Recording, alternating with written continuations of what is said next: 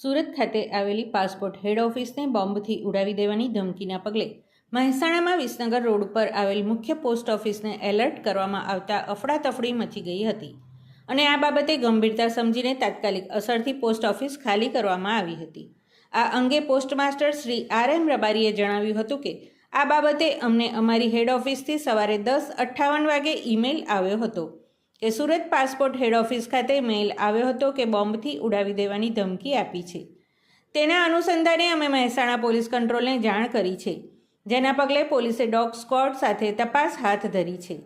ધમકીના સમાચાર મળતા જ મહેસાણા જિલ્લા પોલીસનો કાફલો ઘટના સ્થળે દોડી ગયો હતો અને સુરક્ષાને ધ્યાનમાં રાખીને SOG, LCB અને ડોગ સ્ક્વોડની ટીમોનો પોસ્ટ ઓફિસના દરેક વિભાગમાં તપાસ શરૂ કરી હતી। આ રીતે અચાનક પોસ્ટ ઓફિસ ખાલી કરાવતા અને પોલીસના કાફલાને જોઈને સ્થાનિક લોકો અને ગ્રાહકોમાં ભારે ગભરાટ ફેલાયો હતો અને પોલીસ દ્વારા સમગ્ર પોસ્ટ ઓફિસમાં ભારે ઝીણવટભરી તપાસ હાથ ધરવામાં આવી હતી।